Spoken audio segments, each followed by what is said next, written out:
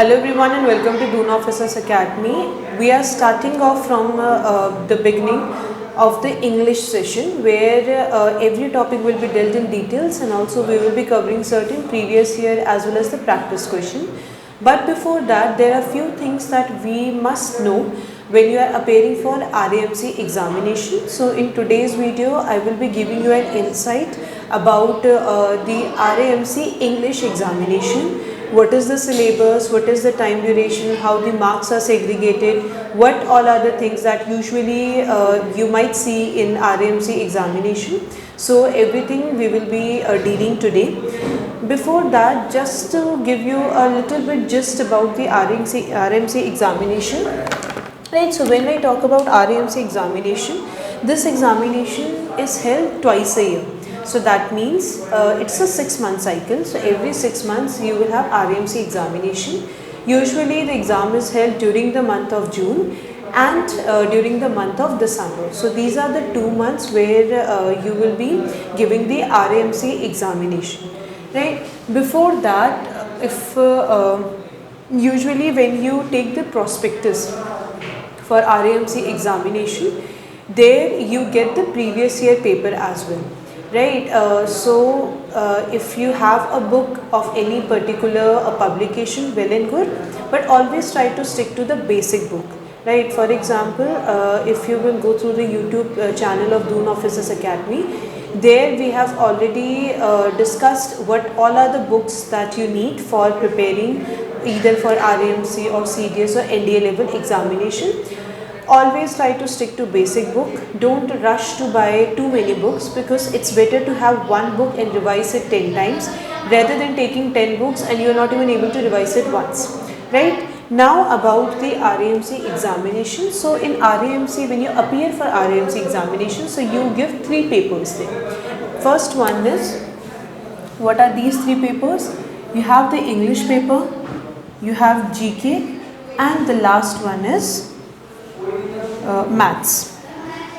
Now remember, the basic difference between RAMC and Sainik School is, in Sainik School you have certain questions related to reasoning part as well, or where your what you call this, intelligence, right? But in RAMC as such you will not get such questions. Right? Now when I talk about RAMC examination, that means this examination is given for your admission in class 8th. That means when you are in class 7th, you will be giving examination for your class 8th, right? So RAMC takes admission for 8th class admission. That doesn't mean those students who are already in class 8th, right? No. So when you are in class 7th and in the next academic year, when you will be moving to class 8th, there you will give the RAMC examination, right? Now let us talk about how are each of these paper, what marks do they contain. Now if I talk about English, so in English the paper is of 125 marks, right? Now when I talk about GK is of 75 marks, and maths paper is of 200 marks.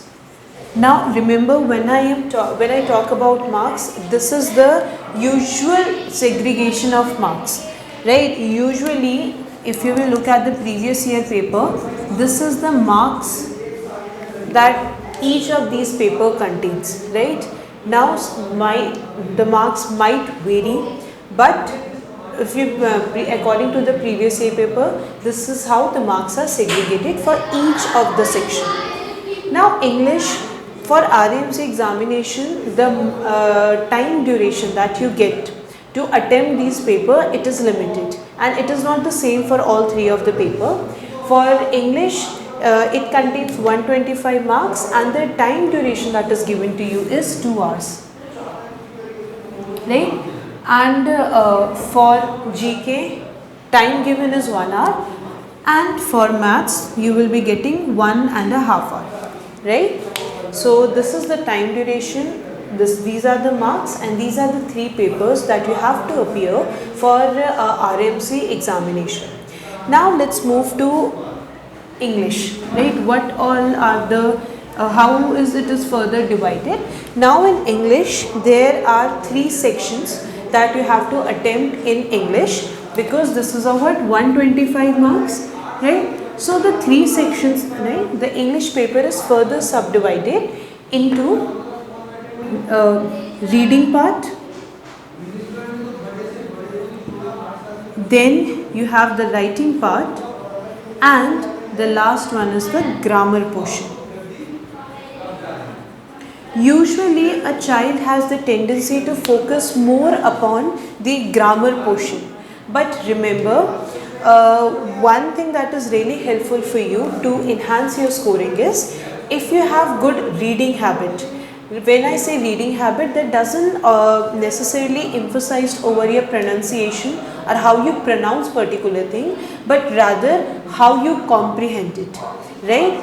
Now in reading section also, usually the pattern is either you will get 2 passage or else 1 passage and 1 stanza. Stanza is basically a poem, right? So there will be questions related to the reading section, and in the passage and the stanza the questions are related based on more, it focuses upon how you have comprehended that particular stanza or this passage, right? In RAMC examination, if you will see the pattern, right, in reading portion you will get good passage there, right? Good passage means something that you need to focus upon, and something, the answers, right, usually you really need to understand that passage, right? So in reading section you will get either passage or else stanza. Many a times there is 1 passage, 1 stanza, or else 2 passage. But as such we have never seen a paper where you will get 2 stanza. At least 1 stanza and 1 passage, right? Now for marks for each of these section, right, for reading section, now sometimes it can be of 20 marks, it can be of 25 marks, right? So the marks is as such not fixed, because in the last paper the grammar portion contains 75 marks, and in the previous one it contained around 50 marks. So the marks, how each of these sections, the mark segregation might vary, but in total the marks will always remain the same. Now for passage and stanza, sometimes you get a stanza which is of 7 marks, sometimes it can be of 10 marks. We have seen passage which contains 15 marks as well. Now when I say passage contains 15 marks, there would be question directly related to the passage, and then there would be word meaning, synonym or antonym types questions as well.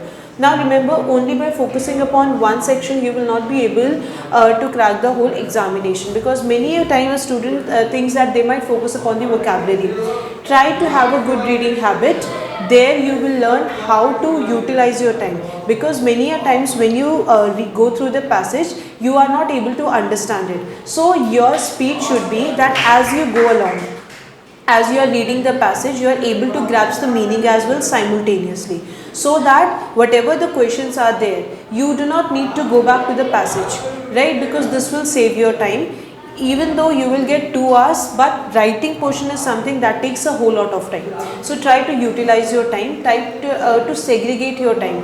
Give mock test as well, give try to attempt as many questions as possible. So for reading, if you are doing newspaper reading, it's the best practice that you can do, because when you read a newspaper you become aware about the current affairs. Secondly, you also learn new words, especially if you will read the standard newspaper like the Hindu or the Indian Express. There a good administrative language is used, so this will really help you to enhance your vocabulary, your reading habit, and you will become familiar with the current affairs. So you are basically targeting 3 things at one particular time. Try to read as much as possible and try to learn to comprehend things as well. So when I say reading, it is basically based on your ability to comprehend, how well you are able to understand it, right? So this was about your reading section.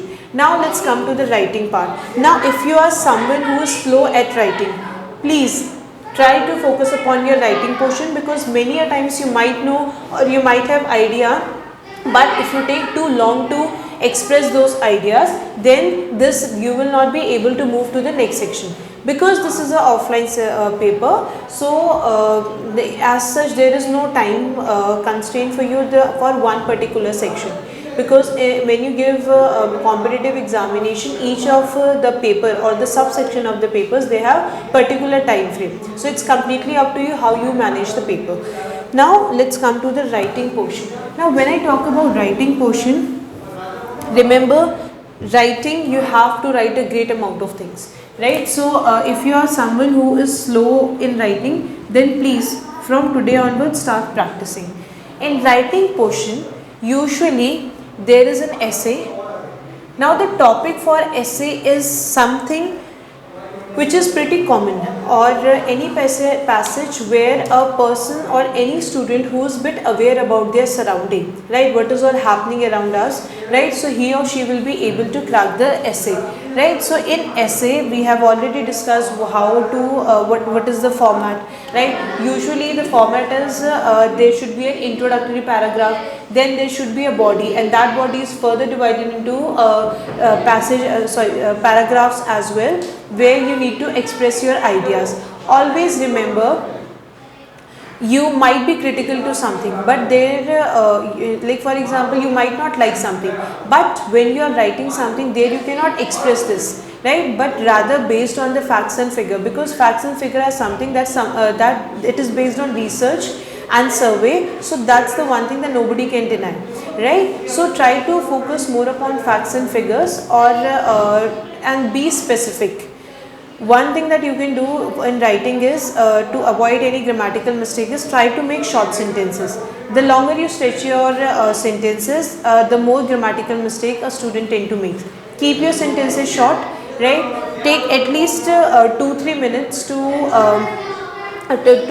make a framework of your essay, right. What are the things that you need to put in your essay, right. Take at least 1 to 2 minutes, ponder over it, and then try to attempt your essay. Then you have letter writing as well. Now in letter writing, usually we have seen formal letters, but in letter writing you have formal letter as well as informal letter, right. Try to focus upon the format of these letter writing. Try to focus upon your content, the body portion, the format and everything, because there is a for format and for the body portion that you have covered, you have separate marks for them, right. So letter writing is further divided into formal and informal. Now there is story writing as well. Now when I talk about story writing,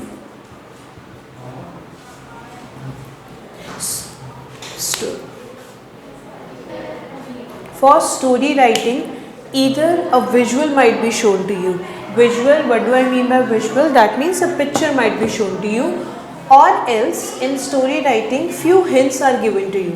Based on that you have to make a story of your own, right.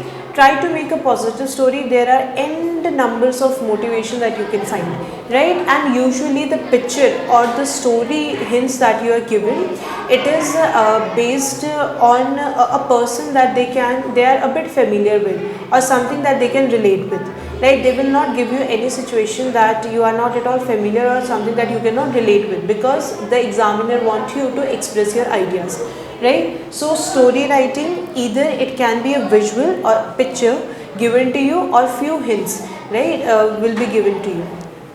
And after that there is précis writing as well, right. In précis writing few hints are given to you. Based on that you just need to connect the dot, right. So these are the basic pattern that you might see in the writing portion. Now let's move to the grammar portion. When I talk about grammar portion, remember the grammar portion is not only limited to the part of speech, right. So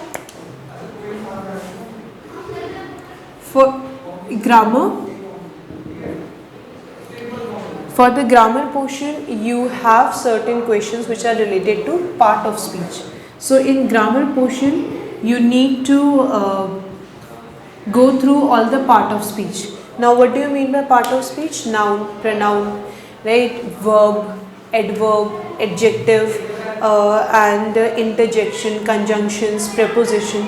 Now these are something which are a part of speech. When I talk about part of speech, you must know the rule. You must know what are the few, like many a times you get there are certain exceptions as well. Be familiar with the rules, be familiar with the tenses as well, because in the previous patterns we have seen there are questions of around 7 to 10 marks directly related to tenses. For that you really need to know what are the usage of that particular tense. For example, when I talk about simple present tense, a sentence is expressed in simple present tense if it is if we are referring to any daily habit, like I brush my teeth every day, so it's a daily habit. So that type of sentence should always be expressed in a simple present tense, right? So must focus upon the usage, right? So in tenses there are around 7 to 10 marks question. Apart from that, we have seen certain questions where you have which is related to sentences. So you must know what are the different type of sentences, what is the assertive sentence, imperative sentence, what is a negative sentence, right? So this is something that you should be aware of. Sentence, you will get questions where you have to convert a sentence, like converting a assertive sentence or imperative sentence into a negative sentence. So you must know the structure of the sentences, and also what does each of these sentence mean, right? So where you shall use this sentence. So there are questions related to sentence conversion as well. Active passive voice, right? Part of speech as well. Now when I talk about part of speech, right, so there are direct speech, indirect speech, active voice, passive voice, right? So for speech you must know direct and indirect speech. There are conversion question. Even though the marks that they contain usually varies, sometimes you will get only one question related to direct indirect speech. The question is one direct speech is already given to you and you have to convert it into indirect one, right? Usually 99% of the time you will get questions where you have to convert direct into indirect speech. So this is one thing. And then if I talk about voice, so there is active passive voice. So questions, usually 1 to 2 marks questions are related to voice.